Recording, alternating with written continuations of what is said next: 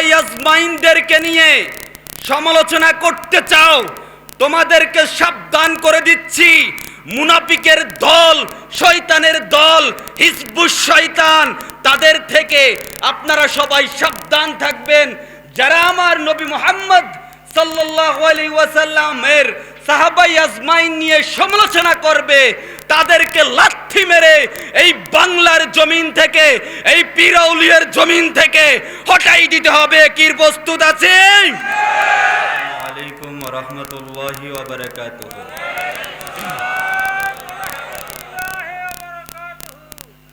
আলহামদুলিল্লাহ আল্লাযী জাআলানা হিসবাল্লাহ সুম্মা দানা ফাতাদাল্লাহ ফাকানা কাবা কাউসাইনি আও আদনা। সবাই বলেন সুবহানাল্লাহ। ভূমিকার দিকে যাব না, পরিস্থিতি খুবই ভয়ঙ্কর, পরিস্থিতি খুবই খারাপ, পরিস্থিতি খুবই খারাপ, খুবই ভয়ঙ্কর। আমাদের ঈমান নিয়ে ষড়যন্ত্র খেলা হচ্ছে, আমাদের আমল নিয়ে ষড়যন্ত্র খেলা হচ্ছে, আমাদের নবী মুহাম্মদ সাল্লাল্লাহু আলাইহি ওয়াসাল্লাম নিয়ে ষড়যন্ত্র করা হচ্ছে। নবীর শ্রেষ্ঠ অনুসারী, পৃথিবীর শ্রেষ্ঠতম সূর্য সন্তান যারা, খায়রে উম্মাহ যারা, উম্মতে মুহাম্মাদের মধ্যে সবচেয়ে শ্রেষ্ঠ উম্মত যারা, তারা হলে সাহাবায়ে আজমাইন রাদিয়াল্লাহু তাআলা আনহুম। তাদেরকে নিয়ে যদি সমালোচনা করা যায়, বাবা আমি আপনি কে, আমি মাওলানা জামশেদকে আর বাংলাদেশের পীর আউলিয়াকে, আমার নবীকে নিয়ে সমালোচনা করা হয়, সাহাবায়ে কেরামদেরকে নিয়ে সমালোচনা করা হয়। আরে বাবা, ঈমান হলো আল্লাহ, আর ঈমানের রাজধানী হলো রিসালাত।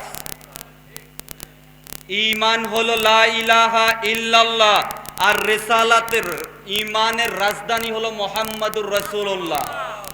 সেই আমাদের রাজধানীর উপরে আঘাত করা হয়, যেই রাজধানীর উপরে আঘাত করা হয়, কোন রাষ্ট্রকে যদি গ্রাস করতে হয়, ওই রাষ্ট্রের প্রথমে রাজধানীকে আক্রমণ করতে হয়।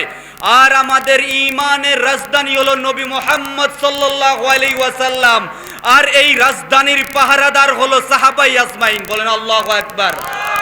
আমার নবী মুহাম্মদ সাল্লাল্লাহু আলাইহি ওয়াসাল্লাম আমাদের ঈমানের রাজধানী, আর এই ঈমানের রাজধানীর উপরে যদি কেউ আঘাত করতে চায়, তার হাত ভেঙে দেওয়া হবে।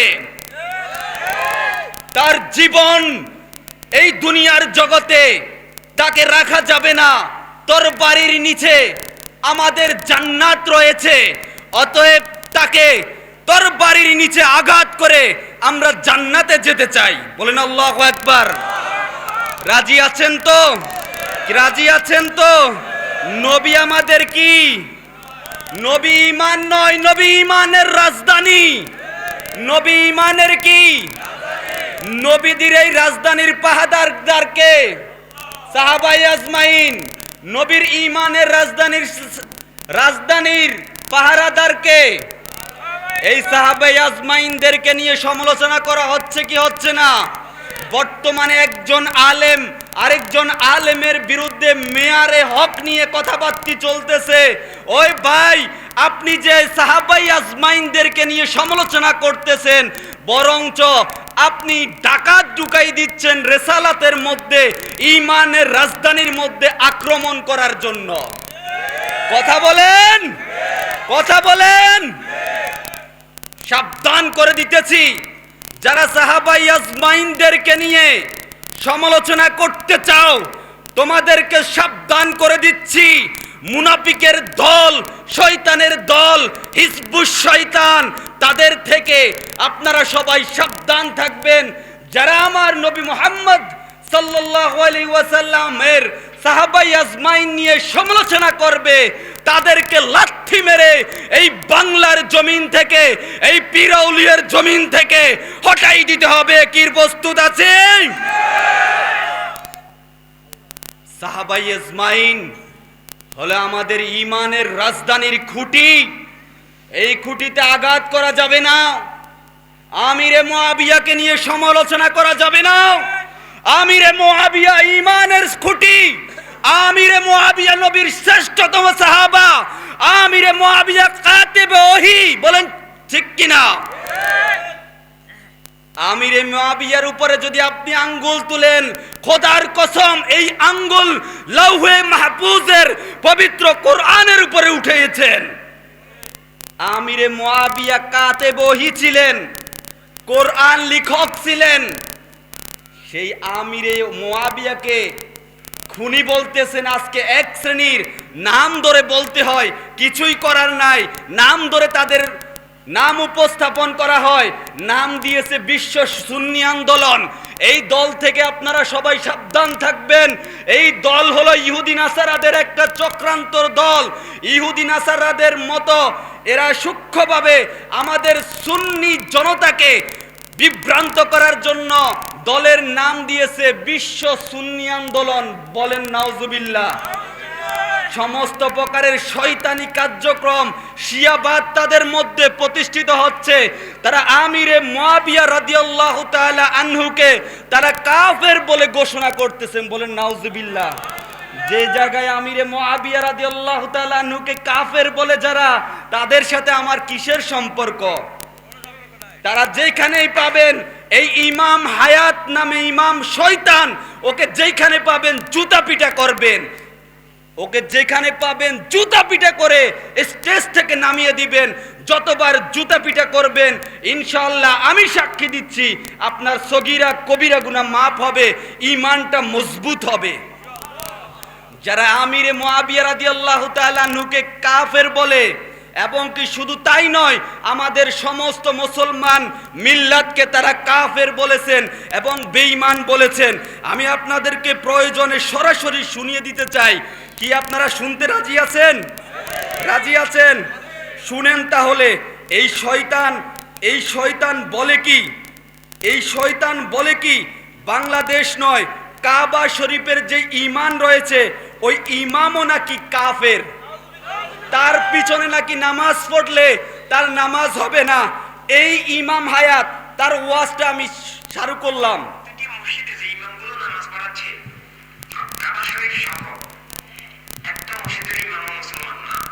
বলেন নাউজুবিল্লাহ।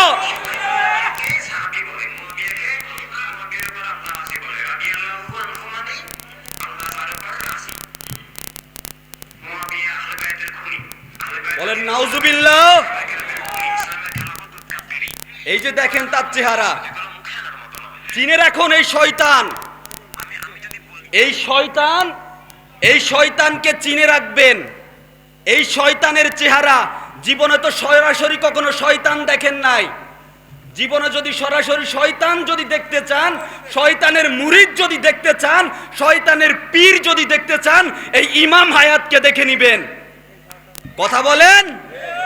যে আমাদের সাহাবাই আজমাইনদেরকে নিয়ে সমালোচনা করে, তাকে আমরা কখনো ইমাম মানতে পারি না, পারবো না। আরেক শয়তানের বিরুদ্ধে গত 3 দিন আগে আমি মামলা করেছি। বলেন আলহামদুলিল্লাহ। যে আমাদের শবে বরাত নিয়ে কটূক্তি করেছেন মিস্টার আকরামুজ্জামান, আমি তার নাম দিয়েছি শয়তানুজ্জামান। এই যে আপনারা তো বিশ্বাস করবেন না, দলিল নিয়ে এসেছি, মামলার ফটোকপি নিয়ে এসেছি, দেখতে পাচ্ছেন। তার বিরুদ্ধে কুমিল্লার আদালতে আমি মামলা করেছি। বলেন আলহামদুলিল্লাহ। আমাদের সবাইকে মর্দে মুজাহিদ হতে হবে, আমাদের সবাইকে মুজাহিদ হতে হবে। যারা আমাদের শবে বরাতকে, আমরা যারা শবে বরাত পালন করি, এই শবে বরাতকে রাতে যারা মসজিদে ইবাদত করি, এই শয়তান বলেছেন যারা মসজিদে ইবাদত করে তারা রাতে বেশ্যার সাথে রাত্রি যাপন করা এর চাইতে উত্তম। বলেন নাউজুবিল্লাহ। আরে ভাই, শয়তান তো জীবনে দেখি নাই, যদি দেখতাম নিশ্চিত আকরামুজ্জামান হুরপে শয়তানুজ্জামানের মতোই হইতো।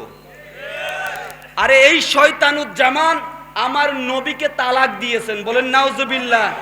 এখন আপনারা তো বলতে পারেন এই আকরামুজ্জামান খুব সুন্দর সুন্দর আলোচনা করে, তার আলোচনার গ্রহণ করলে সমস্যাটা কি? কিছু ভাই আছে কি নাই? আহলে হাদিসদের আলোচনা গ্রহণ করলে সমস্যাটা কি? তারা তো খুব চমৎকার চমৎকার কথা বলে।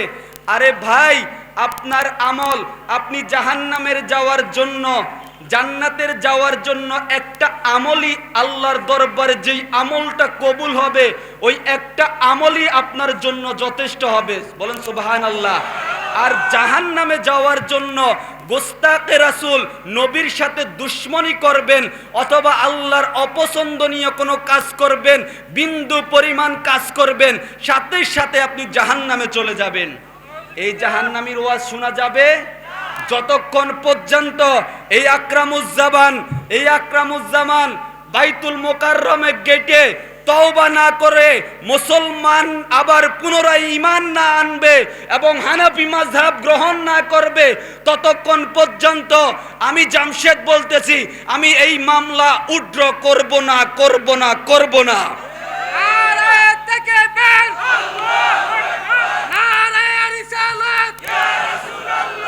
ইসলামের শত্রুরা কুরআন সুন্নাহর আলো দরবার শরীফ। সাবধান করে দিচ্ছি, আমার নবীকে তালাক দিচ্ছ, শবে বরাতের রাত্রিকে বেশ্যার সাথে তুলনা করতেছ। মনে রাখো, আমাদের এই বাংলার তৌহিদি জনতা, নবী প্রেমিকরা যদি প্রস্তাব করে দে তোমরা বেসে যাবে, বঙ্গোপসাগরও তুমি পার হয়ে যাবা, পালানোর রাস্তা পাবা না। জুতা দিয়ে পেটে তাকে এই বাংলার জমিনে নেস্তেনাবুদ করে দিতে হবে। শাহজালালের জমিনে আমার নবীকে তালাক দিয়ে সে বুক ফুলিয়ে কথা বলতে পারে, কোন সাহস পেয়েছে? সেই সাহস আর তাকে দেওয়া যাবে না। সমস্ত বাংলার তৌহিদি জনতাকে, নবী প্রেমিকদেরকে বলতেছি, প্রত্যেকটা জেলাতে নয়, প্রত্যেকটা ইউনিয়ন ওয়ার্ড থেকে এই আহলে হাদিসদের বিরুদ্ধে মামলা করা হোক, তাদের কণ্ঠকে চেপে ধরা হোক।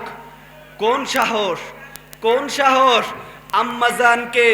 আম্মাজান আয়েশা রাদিয়াল্লাহু তাআলা আনহাকে নিয়ে ব্যঙ্গ করা হয়। ও মুসলমান, তোমার ঈমান কোথায় গিয়েছে? আমার নবী মুহাম্মদ সুলতানে মদিনা, নবী মুহাম্মদুর রাসূলুল্লাহ সাল্লাল্লাহু আলাইহি ওয়াসাল্লামের আম্মাজান আমিনা রাদিয়াল্লাহু তাআলা আনহাকে পর্যন্ত বেঈমান বলতেছেন, আব্দুল্লাহ রাদিয়াল্লাহু তাআলা আনহুকে বেঈমান বলতেছেন। এই আব্দুর রাজ্জাক বিন ইউসুফ, নাম কি? আব্দুর রাজ্জাক বিন ইউসুফ, এই আহলে হাদিসের এই শয়তান মুজাফফর বিন মহসিন সহ আরো অনেক ধারাবাহিকভাবে সবাইকে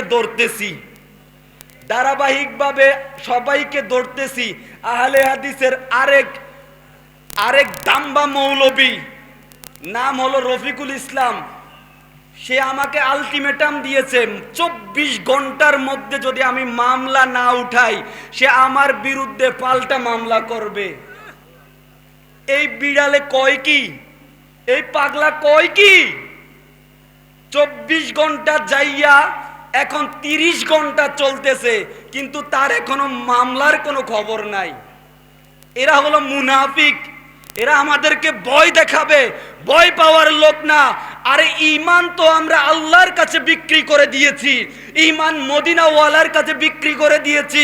আমার আল্লাহর শানে, নবীর শানে যদি কটূক্তি করা হয়, এই জায়গায় আমার জীবন থাকবে না। এই জায়গায় আমি ততক্ষণ থাকবো যতক্ষণ আমার নবীর শান মান এই দুনিয়ার জগতে টিকে থাকবে। বলেন ঠিক কিনা? প্রস্তুত থাকতে হবে। পরিস্থিতি ভালো না, যেই কোনো মুহূর্তে আমাদের উপরে হামলা হতে পারে, আমাদের জীবন চলে যেতে পারে, আমাদের স্ত্রী বিধবা হতে পারে, সন্তান এতিম হতে পারে। পরোয়া করি না, মৃত্যু হয়ে যাবে, সাথে সাথে সুলতানে মদিনা আমাদেরকে কোলে তুলে নিবে। মৃত্যুকে ভয় পাই না। মামলা করার ডিক্লার যখন দিয়েছি এই আকরামুজ্জামানের বিরুদ্ধে, সাথে সাথে অনেকগুলো হুমকি এসেছে। কোনো ভয় পাই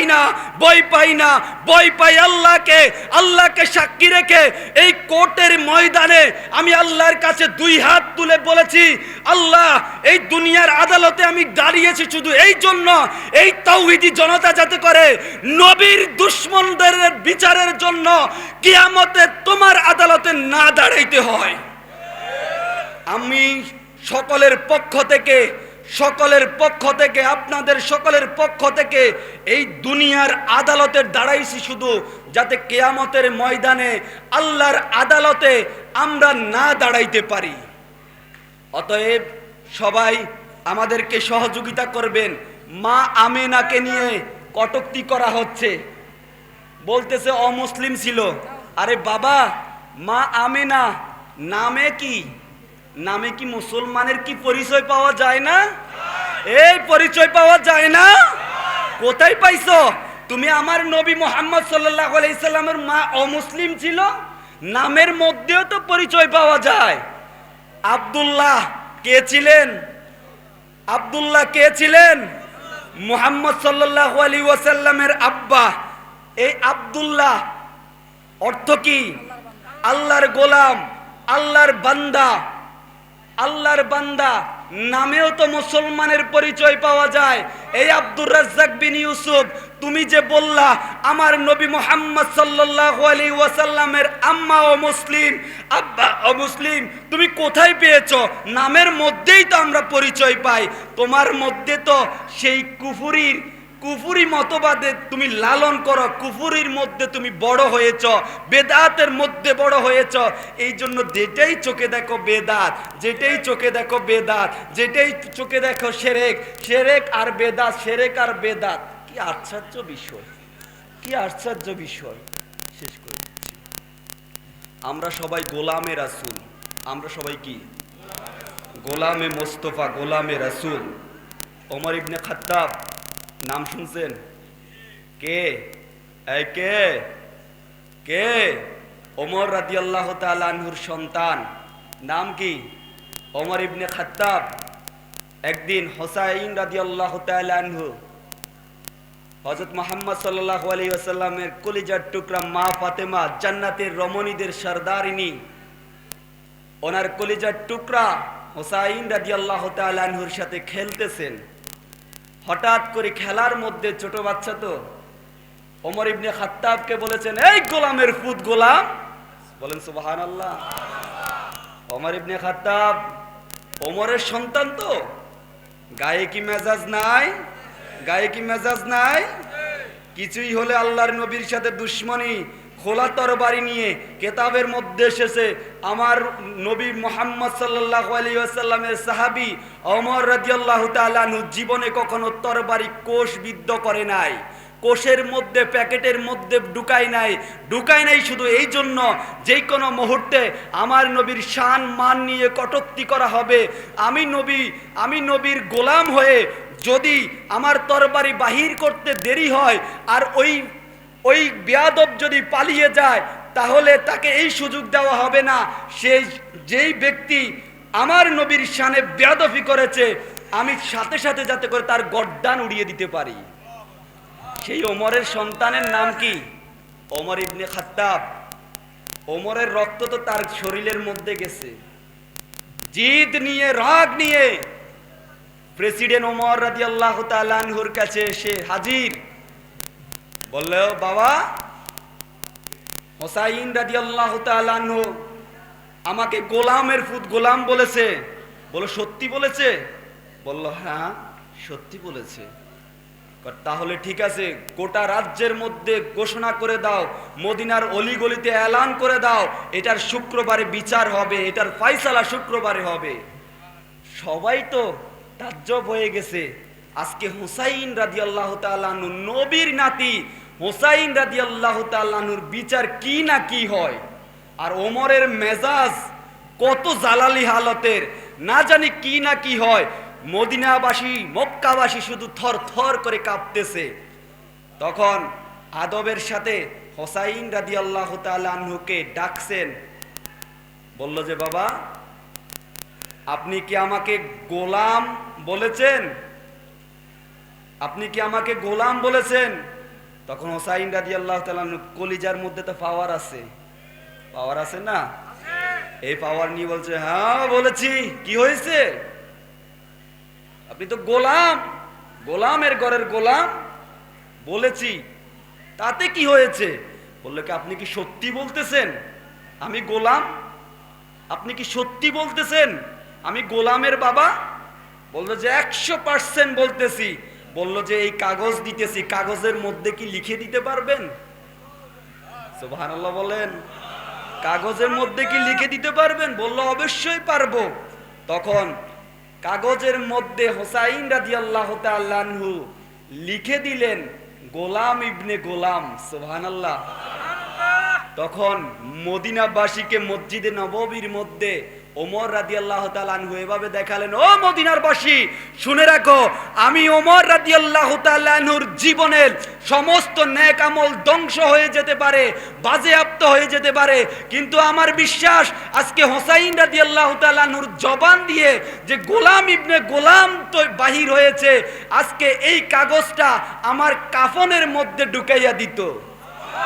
আমি কিয়ামতের ময়দানে আমি আল্লাহকে দেখাবো, ও আল্লাহ জীবনে কিছু করতে পারছি কি পারছি না সেটার কোনো হিসাব নিও না, তবে আজকে নবীর আওলাদ, নবীর রক্তের প্রবাহিত একজন সন্তান, নবীর কলিজার টুকরা নাতি আমাকে সার্টিফিকেট দিয়েছে আমি নবীর গোলাম ছিলাম। আমি নবীজির গোলাম, আমি নবীজির গোলাম, আমি নবীজির গোলাম, আমি নবীজির গোলাম। মদিনারি দুলে বালি মোর, মদিনারি দুলে বালি মোর নয়নের কাজল। আমি নবীজির পাগল, আমি মদিনার পাগল, আমি নবীজির পাগল, আমি মদিনার পাগল। সবাই মদিনার পাগল হবেন তো? সবাই দোয়া করবেন, খাস করে দোয়া করবেন। বাবা মরে তো একদিন যাব, আফসোস নাই, আফসোস নাই। ফারুকি রহমতুল্লাহ আলাইকে জবাই করে তো মেরে ফেলছে, আফসোস আছে? একজন ফারুকি মারা গেছে, হাজার ফারুকি ঘরে ঘরে জন্ম হয়ে গেছে। বলেন আলহামদুলিল্লাহ। টেনশন করার দরকার নাই। আজকে এখানে আসার ছিলাম না, এই অত্র অঞ্চলের এই দুধমুখা এরিয়া থেকে আমার কাছে একটা নাম্বারে মীর হোসেন নামের একটা লোক আমাকে হুমকি দিয়েছে, এই জন্য মূলত আসা। না হয় অন্য আরেকটা প্রোগ্রাম ক্যান্সেল করে এখানে এসেছি। গত পরশুদিন আমাকে হুমকি দিয়েছে, তুমি যতই হুমকি দাও না কেন মামলা কিন্তু উঠবে না। এই মুজাফফর বিন মহসিন সহ, আকরামুজ্জামান সহ আরো যারা আছে, শবে বরাত নিয়ে যারা কটূক্তি করেছেন, তাদের মামলা আমি তখনই উঠাবো যখন বাইতুল মোকাররমের প্রাঙ্গণে হাজার হাজার জনতার সামনে তওবা করবে, তওবা করে আহলে সুন্নাত ওয়াল জামাতের আকীদা গ্রহণ করবে এবং খাঁটি সুন্নি মুসলমান হিসেবে এই দুনিয়ার বাংলার মুসলমানের কাছে দাঈ ইলাল্লাহ আশিকে রাসূল হয়ে কাজ করবে, তখনই তাকে ক্ষমা করব, আমি ক্ষমা করব এবং আমার সাথে সাথে গোটা তাওহীদি জনতা, নবী প্রেমিক সবাই তাকে ক্ষমা করবে। না হয় ওই রংপুরের মতো কোন একটা জায়গায় মাহফিল করতে গিয়েছে, জুতা পিটা করেছে। যেই শবে বরাতের পরের দিনে তো মাহফিল করতে গিয়েছে, জুতা পিটা করেছে। অতএব জুতা পিটা খাইতে খাইতে নমরুদ যেমন করে জুতা পিটা খাইতে খাইতে জাহান্নামে চলে গেছে, এই আকরামুজ্জামান উর্ফে শয়তানুজ্জামান তুমি যদি তওবা না করো, এই নমরুদের মতো তুমি সাধারণ মানুষের জুতা পিটা খাইতে খাইতে জাহান্নামের রাস্তায় মাপবা। অতএব সাবধান। তার সামসাদেরকেও সাবধান করে দিতেছি, সাধারণ পাবলিক যখন খেপবে তুমি পালানোর জায়গা পাবা না। আসসালামু আলাইকুম ওয়া রাহমাতুল্লাহি ওয়া বারাকাতুহু।